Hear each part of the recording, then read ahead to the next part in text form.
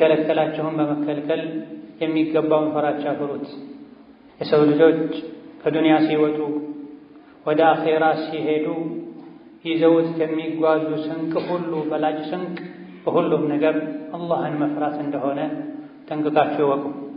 አላህ ተባረከ ወተዓላ ከሰው ልጆች በመጀመሪያ ደረጃ አስቀድሞ የሚመለከተው የሚያየው ልብን ነው።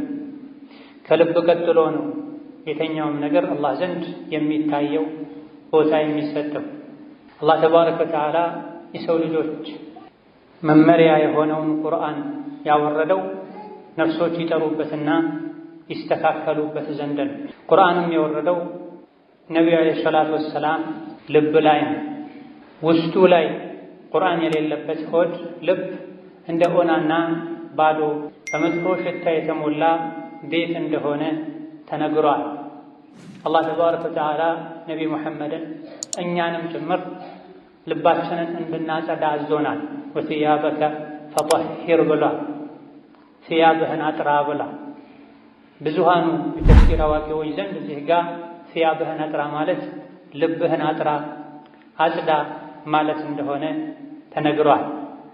አላህ ተባረከ ወተዓላ የሰው ልጆችን መልካቸውን፣ ውበታቸውን፣ ቁመታቸውን፣ ንብረታቸውን፣ ዘራቸውን፣ ዱንያዊ ምድራዊ ክብርና ማዕረጋቸውን አያይም። አላህ ተባረከ ወተዓላ በዋነኝነት ቀድሞ የሚያየው ልብን፣ ከዛ በኋላ የልብ መስተካከል የሚሆን መበላሸት ምልክት የሆነውን ስራቸውን ነው የሚያየው።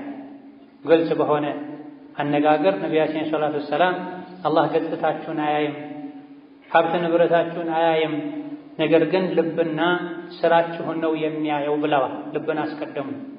ልብ ጥሩ ከሆነ ስራ ጥሩ ስለሚሆን፣ ልብ መጥፎ ከሆነና ከተበላሸ ስራም ስለሚበላሸ ነው።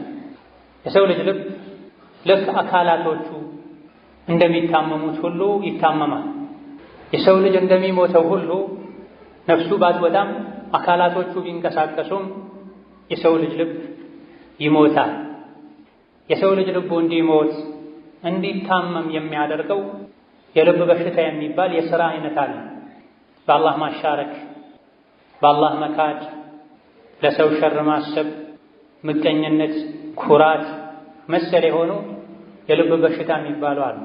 እነዚህና መሰል በሽታዎችን ከልቡ ያላስወገደ ሰው ልቡ ይታመማል። ከፍ ያለ ከሄደም ልቡ ይሞታል።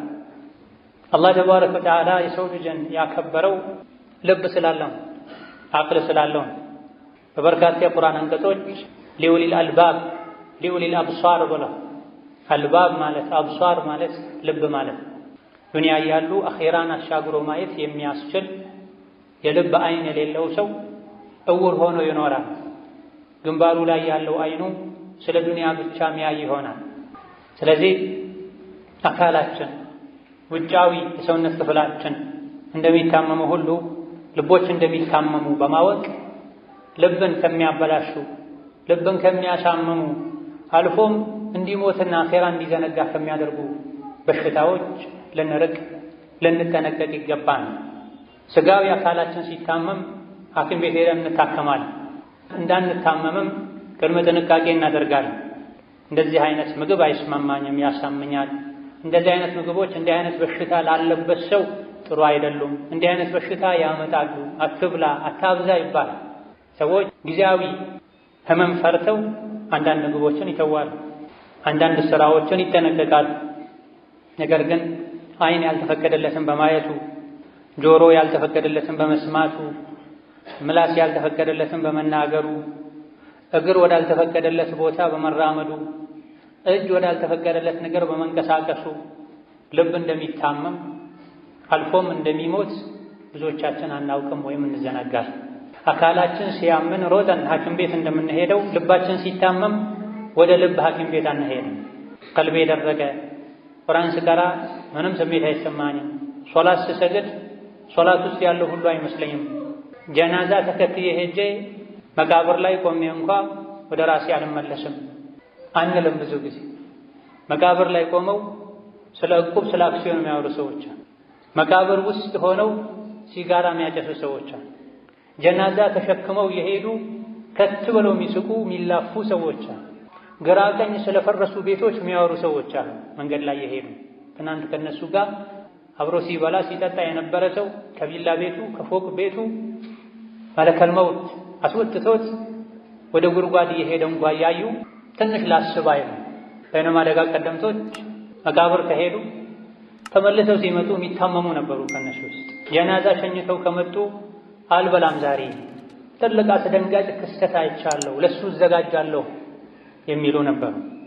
ለቅሶ ቤት ሰውን ለማጽናናት ሄደው ማንኛው ሰው እንደሞተበት ማወቅ መለየት ከብዷቸው የሚቸገሩ ሰዎች ነበሩ። ለቅሶ ሊደርሱ የሄዱ በሙሉ ከነፍሳቸው ጋር እየተነጋገሩ ማለት ነው። ነገ ሞት ወደ እኔ ሲመጣ በምን ሁኔታ ላይ ነው የሚመጣው? በምን ሐል ላይ ነው የሚመጣው? የት ነው መሞተው? እንዴት ነው መሞተው? ትናንት ከኔ ጋር የነበረ ብዙ እቅድ የነበረው ሰው ዛሬ ሞተ እየተባለ ነው። እኔስ ነገ እሞት እንደሆነ በምን አውቃለሁ ያሉ ከራሳቸው ጋር ከነፍሳቸው ጋር ጂሃድ ላይ ቆዩ ነው። ዛሬ ግን ገና ወንድማቸውን እህታቸውን ሲቀብሩ የቆሸሸው እጃቸውን እንኳን ሳይታጠቡ መሳቅ ይጀምራሉ። የተሰበሰቡት ለተራ ስብሰባ ነው? ለሰርግ ነው? ለሽምግልና ነው? ወይስ ለቅሶ ቤት ነው? ሁሉ አይታወቅም። ከፊል ሰዎች እንኳን ከጀናዛ ሽኝታቸው ሳይመለሱ ቀድሞ የመጡ ሲስቁ ነው። ምን ምግብ ሲያማርጡ ነው። ምን ምግብ ላይ ሲጣሉ ሲሻሙ ነው የምናየው። ሞት ትንሽ እንኳን ያስደነገጠናል፣ ቀብር ያስደነገጠናል። ይሄ የሆነበት ምክንያት ልብ ታሞ ነው። ከመታመም አልፎ ሞቶ ነው።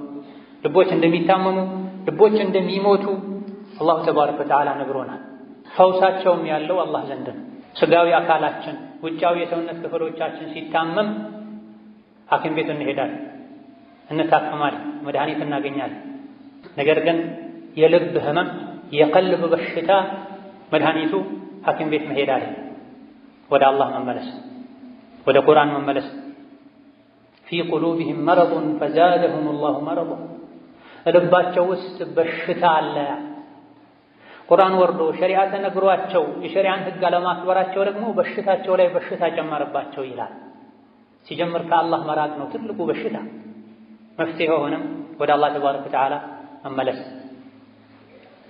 ወደ ቁርአን መመለስ፣ ወደ መስጂድ መመለስ፣ ራስን ስሜትን መቆጣጠር፣ ለምን እንደተፈጠሩ ማወቅ። ወኑነዚሉ ሚነል ቁርአኒ ማ ሁወ ሺፋኡን ወረሕመቱን ሊልሙእሚኒን ወላ የዚዱ ዛሊሚነ ኢላ ኸሳራ ብሏል። ቁርአን ለሙእሚኖች ፈውስ ነው፣ መድኃኒት ብቻ ሳይሆን የተረጋገጠ ፈውስ ነው። የቁርአንን ፈውስ መድኃኒት ማይጠቀም መቼም ወደ ቁርአን መመለስ፣ ወደ መስጂድ መመለስ፣ ራስን ስሜትን መቆጣጠር፣ ለምን እንደተፈጠሩ ማወቅ። ወኑነዚሉ ሚነል ቁርአኒ ማ ሁወ ሺፋኡን ወረሕመቱን ሊልሙእሚኒን ወላ የዚዱ ዛሊሚነ ኢላ ኸሳራ ብሏል። ቁርአን ለሙእሚኖች ፈውስ ነው፣ መድኃኒት ብቻ ሳይሆን የተረጋገጠ ፈውስ ነው። የቁርአንን ፈውስ መድኃኒት ማይጠቀም መቼም ሊፈወስ አይችልም። ስለዚህ ችግራችን በሽታችን ከአላህ መራቅ፣ አኺራን መዘንጋት፣ ለምን እንደተፈጠረን አለማወቅ ነው። ልክ እንደ እንስሳት መብላት መጠጣት፣ ሲደክሙ መተኛት የሆነ እንደሆነ ቀልባችን ይታመማል። የቁርአንን ምክር የረሱልን ዓለይሂ ሰላቱ ወሰላም ምክር በጆሮ ከመስማት አልፎ ወደ ልባችን እንዲገባ ሕይወታችን ላይ ስራችን ላይ ለውጥ እንዲያመጣ ማድረግ ካልቻለን ታማሚዎች ነን። ስጋዊ ህመም ምርመራ ተደርጎ ይታወቃል። የልብ ህመም ምልክቱ ሶላት መክበድ፣ አይንን መቆጣጠር አለመቻል፣ አላህ ተባረከ ወተዓላ ለሚወደው ነገር አለመነሳሳት፣ አለመሽቀዳደም፣ አላህ ከሚጠላው ነገር አለመሸሽ፣ ራስን መቆጣጠር አለመቻል። የልብ መታመም ምልክቱ ይሄ። ስጋዊውን ህመም ከዱንያ ስለሚለየን ከምንፈራው በላይ የልብን ህመም ከአላህ ረሕመት ከጀነት ከነቢያት ጉርብትና ስለሚያርቀን ወይም ወደ ኋላ ስለሚያዘገየን እንፈራ ልንጠነቀቅ ይገባል። ባረከላሁ ሊ ወለኩም ፊል ቁርአኒል ዐዚም ወነፈዐኒ ወኢያኩም ቢማ ፊሂ ሚነል አያቲ ወዚክሪል ሐኪም አቁሉ ቀውሊ ሃዛ ወአስተግፊሩላህ ሊ ወለኩም ወሊሳኢሪል ሙስሊሚነ ሚን ኩሊ ዘንቢን ወኸጢአ ፈስተግፊሩሁ ኢነሁ ሁወል ገፉሩር ረሒም። አስተግፊሩላህ።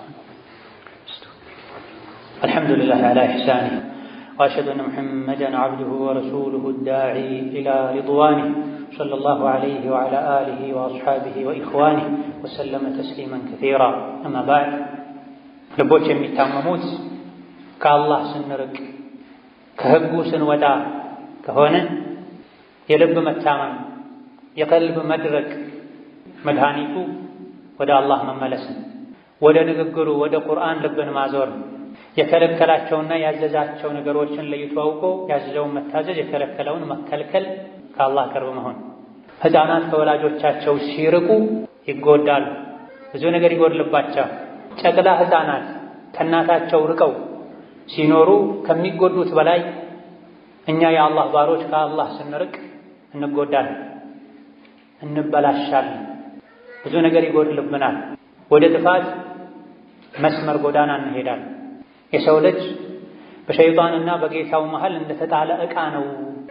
ወደ አላህ ከተጠጋ አላህ ተባረከ ወተዓላ ያስጠጋዋል፣ ይጠብቀዋል፣ አደጋዎችን ሁሉ ይከላከልለታል። ወደ አላህ መጠጋትን ከተወ ሸይጣን ያነሳዋል። ሸይጣን ደግሞ ጠላት ሆኖ እንደፈለገ ይጫወትበታል። አካላቱ ለሸር ለጥፋት አላህ ለሚጠላው ነገር እንዲነሳሱ አላህ የሚወደውና የሚፈልገው ነገር ላይ እንደ አካል ጉዳተኛ እንዲሆኑ ያደርገዋል።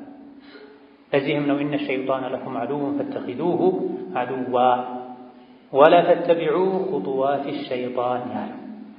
ሸይጣን ለእናንተ ግልጽ ጠላት ነው፣ እናንተም ግልጽ ጠላት አድርጋችሁ ያዙት፣ ፍሩት፣ ተጠንቀቁት፣ ምክሩን አትስሙ፣ እርምጃዎቹን አትከታተሉ፣ በዚህ ሂዱ ካላችሁ አይበሉት፣ በተቃራኒው መንገድ ሂዱ የተባለ ሂዳ።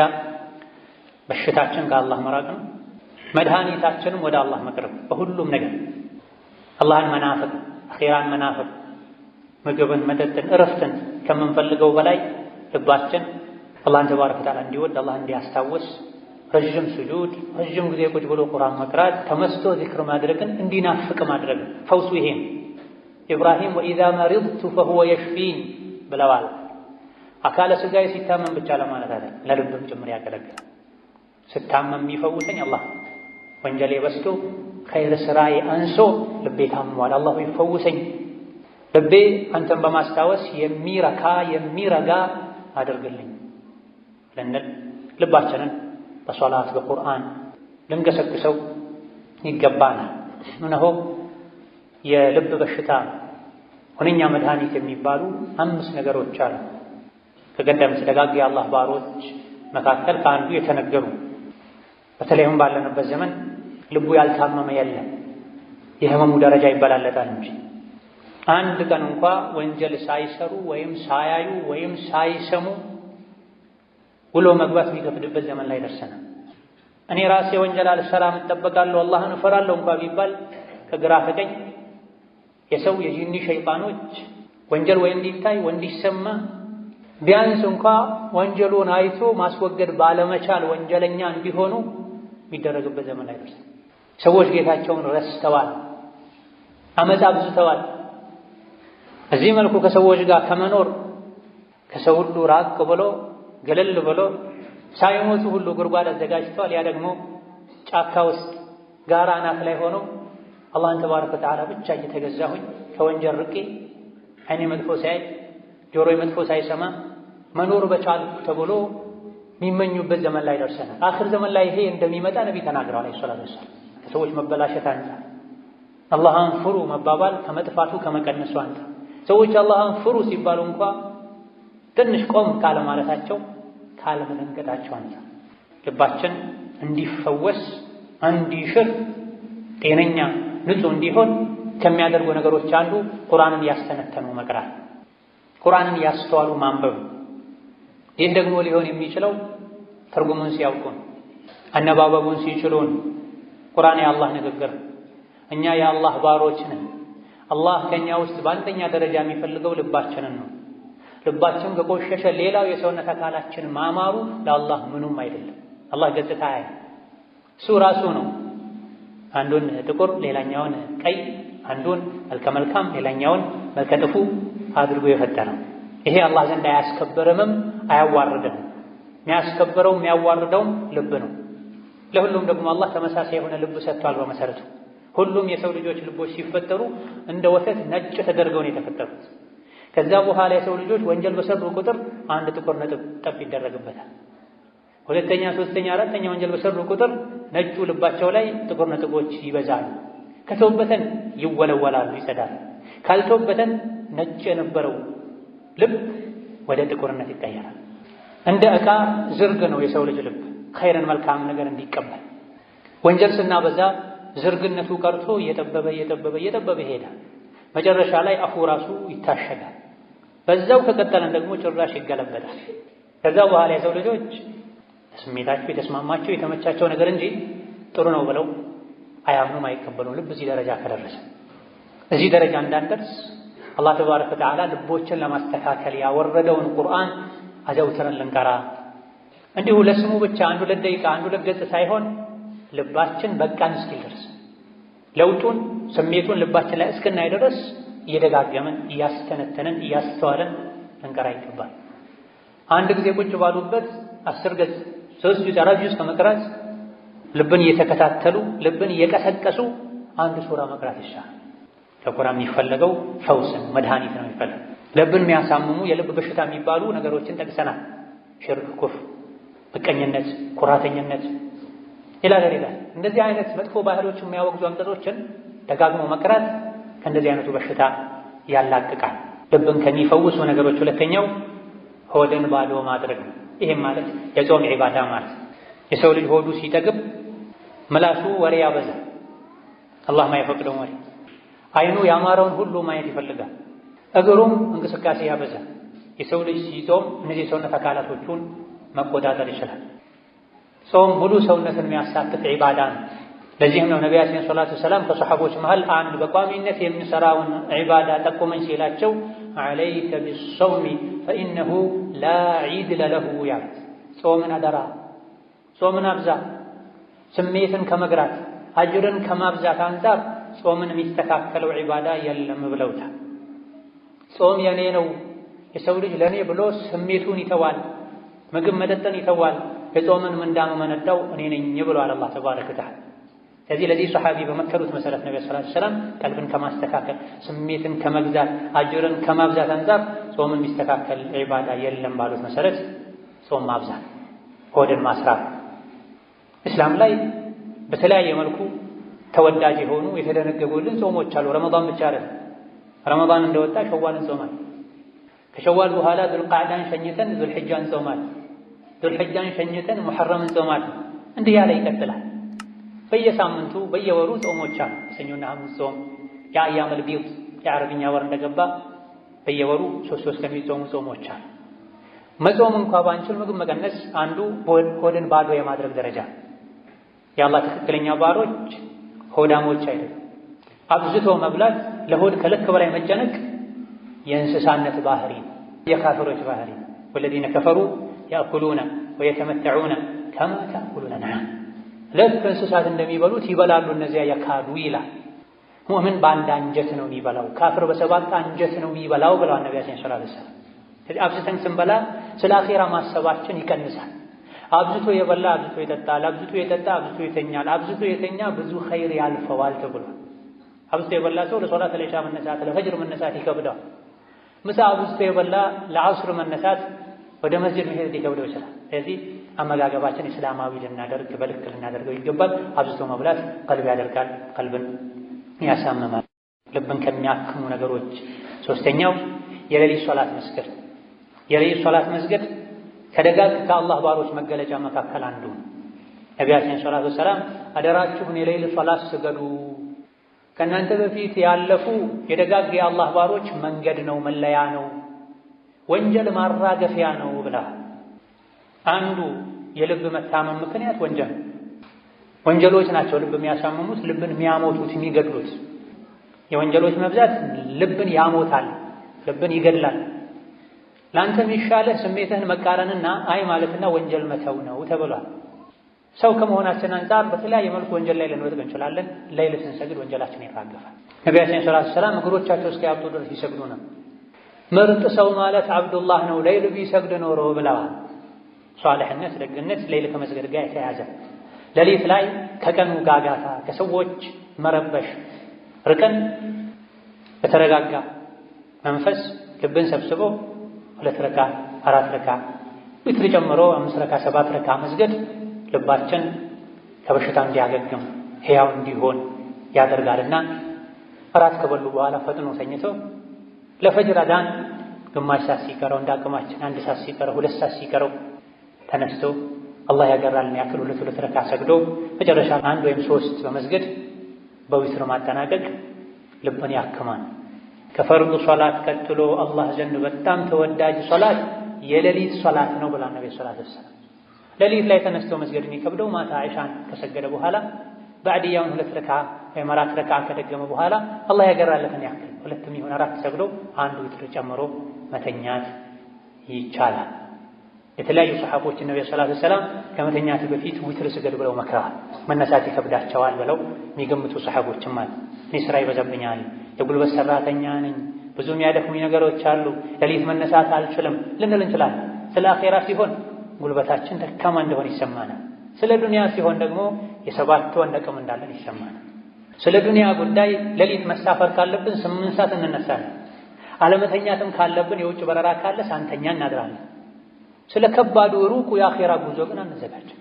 የአኼራ ጉዞ እንዳለበት የሚያውቅ ሰው 9 ሰዓት የተኛ 8 ሰዓት የተኛ 1 ሰዓት ከረቡል ዓለሚን ለመነጋገር መሰል አይገብደውም። ነገር ግን የአኼራ ጉዳይ ካላሳሰበን እንቅልፍ ጨርሰን ሁሉ ፍራሽ ላይ እየተገለባበጠን ብናሳልፍ ተነስተን እንዳንሰግድ ጠላታችን ሸይጣን ያስረናል።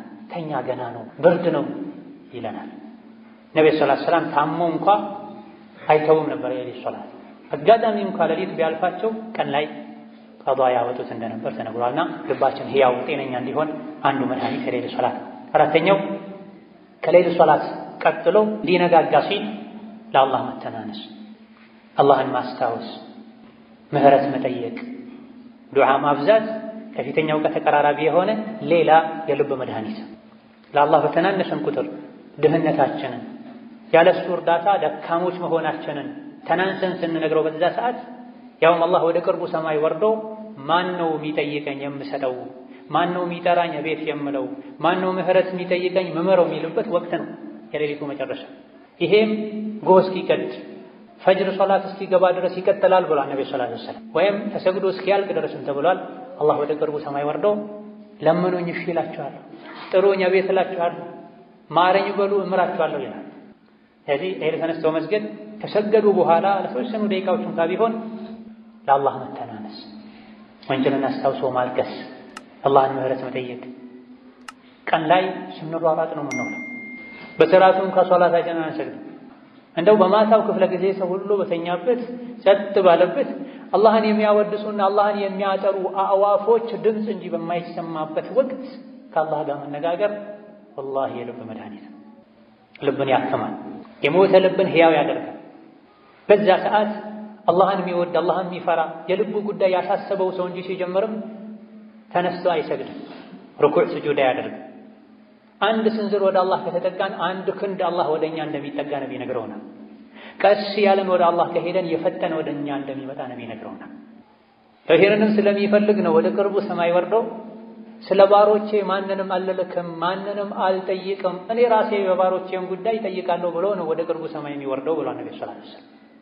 መሀል ላይ አማላጅ ማስገባትም አያስፈልግም ማለት ሶሒህ በሆነ እነ ቡኻሪ ሌሎችም በዘገቡት ሐዲስ ነው ነብይ የነገሩ። የሌሊቱ 1/3 ሲቀር ወደ ቅርቡ ሰማይ ወርዶ ማን ነው የሚለምነኝ ይላል። ይኸው የለመንከው ነው ጌታዬ፣ አንተ ቃልን አታጥፍም፣ ማረኝ፣ ወንጀለኛ ነኝ፣ ከጀነት ባለቤቶች አድርገኝ፣ ከቁጣ ከሳት ጠብቀኝ ያልን እንደሆነ ተጠቃሚዎች ነን። ልባችን ንጹህ ሆኖ ከአላህ ጋር የምንዋደድ አላህ የሚወደን ወደ እሱ የሚያቀርብን ባሮች መሆን እንችላለን። አምስተኛውና የመጨረሻው ሷሊህ ከሆኑ ጥሩ ከሆኑ ከአላህ ባሮች ጋር መገናኘትን መቀመጥን ማብዛት፣ ወይም በሌላ አነጋገር ከጥሩ ጓደኛ ጋር መሆን፣ መጥፎ ጓደኛ መራቅ። መጥፎ ጓደኛ ጉዳቱ አካላዊ ብቻ አይደለም። ጸባዩ መጥፎ የሆነ ጓደኛ ልብን ያደርቃል፣ ልብን ያሳምናል።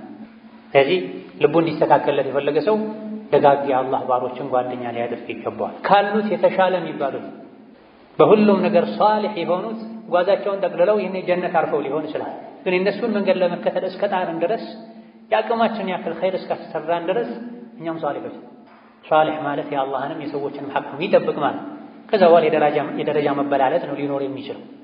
የአላህን ሐቅ በአግባቡ እወጣለሁ፣ የከለከለኝን እከለከላለሁ፣ የሰዎችን ሐቅ አልነካም ብሎ የሚኖር ሰው ወንድም ይሁን ሴት፣ የቀራና የተማረም ይሁን ያልቀራ ሷሊህ። ስለዚህ በዙሪያችን ካሉ ሰዎች ውስጥ የተሻለ አላህን ይፈራል የምንለው ማይዋሽ፣ ማያጭበረብር፣ ሰው ማያጣላ፣ አዳን ሲል መስጂድ የምታገኘው፣ ዘካ ሲወጅበት የሚያወጣ፣ ሴት ከሆነች ሂጃብ የምታደርግ፣ የባሏን ሐቅ መጠበቅ፣ ልጆቿን በዲን ኮትኩታ የምታሳድግ፣ ከምላሳቸው አላህ የሚጠላው ቃል ማይወጣ፣ አላህ የሚያስታውሱ፣ ዝክር የሚሉ፣ ሰውን የሚመክሩ ሰዎች እንደ ሁኔታው ሷሊሖች ናቸው። ብር ያለውን ስልጣን ያለውን ከምንጠጋው በላይ እንደዚህ ሷሊህ የሆኑትን መጠጋታችን አኼራ ላይ ንጉሥ ያደርጋል። ጀነት የገባ ሁሉ ንጉሥ ነው። ፈኢዛ ረአይተ ተመ ረአይተ ነዒመን ወሙልከን ከቢራ ብሏል። ጀነት ስትገባ እዛ ነው ትልቅ ንግስናና የተሟላ ጸጋ የምታየው ብሏል። ጀነት የገባ በሙሉ ባለጸጋና ንጉሥ። የዱንያን 10 እጥፍ ለአንድ ሰው አላህ ይሰጣል ጀነት ከገቡ በኋላ። ዛሬ ምናልባትም ጎንህን ወገብን የምታሳርፍበት አንድ ክፍል አተህ ልትቸገር ስላለህ ዱንያ ስለሆነ ያለው የችግር ሀገር ስለሆነች። ነገር ግን አንድ ሰው አላህ ብሎለት ፈቅዶለት እዚህ መስፈርቱን አሟልቶ ጀነት ከገባ የሙሉ የዱንያ የዚህን ዓለም 10 እጥፉን ከዛም በላይ አላህ ለአንድ ሰው ይሰጣል። ይሄን ነው አላህ ተመ ረአይተ ነዒመን ወሙልከን ከቢራ ያ። ስለዚህ እዚህ ዱንያ ላይ ከእሱ ጋር ልጠጋጋ፣ መጥፎ ሰው ቢሆንም ለዱንያ ይጠቅመኛል ያሉ ቀልብን የሚያደርግ ሰው ጋር፣ መጥፎ ጓደኛ ጋር ከመጠጋጋት መጥፎ ነገር እንድናይ፣ መጥፎ ነገር እንድንሰማ፣ ቢያንስ እንኳ ከእሱ ጋር በምንሆንበት ጊዜ ኸይር እንዳንሰራ ከሚያደርገን ዱንያን ያስተካከል አኼራን ከሚያበላሽብን ሰው ጋር ከምንውል ዱንያ ላይ ላንጠቀም እንችላለን ከእሱ ጋር በመሆናችን፣ አኼራ ላይ ግን እንድንጠቀም የሚያደርገን ስናየው ብቻ አላህ የሚያስታውሰን፣ አላህን ፍሩ የሚለን፣ በኸይር በሶላት ወቅት ወደ ሶላት የሚወስደን፣ ቁርአን ሲቀራ አይተን አብረን እንድንቀራ የሚያደርገን፣ ባንቀራ እንኳ እንድናደምጥ የሚያደርገን የሚመክረን ሰው ጓደኛ ልናደርግ ይገባናል። ጥሩ ጓደኞችን ከብዙ አላገኝም ብንል ያለፉ ደጋግ የአላህ ባሮችን ታሪክ ማንበብ ማድመጥ በመንፈስ ከነሱ ጋር እንድንሆን ያደርገናል። እንዴት ነበር ላይ የሚሰግዱት? እንዴት ነበር ጾም የሚያበዙት? እንዴት ነበር ቁርአን ደጋግሞ የሚያኸትሙት? እንዴት ነበር በጊዜው የሚገጥማቸውን ፈተና፣ ሻህዋ፣ ሹብሃ የሚቋቋሙት የሚለውን ትምህርት እንወስድበታል። የሰሓቦችን፣ የታቢዒዎችን፣ የትልልቅ የዲን መሪዎችን ህይወት ታሪክ ማንበብ ማድመጥ።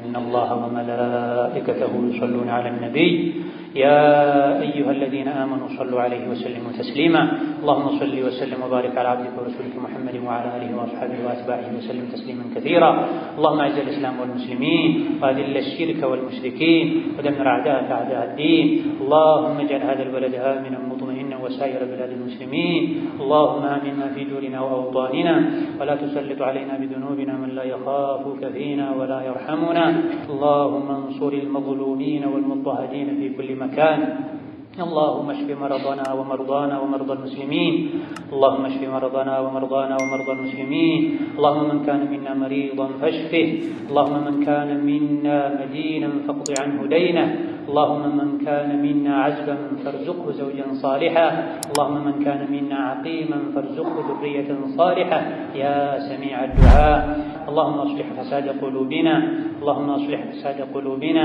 اللهم اصلحنا واصلح نياتنا وزوجاتنا وذرياتنا اللهم اصلحنا واصلح نياتنا وزوجاتنا وذرياتنا اللهم طهر قلوبنا من النفاق وأعمالنا من الرياء وألسنتنا من الكذب آمين والحمد لله رب العالمين.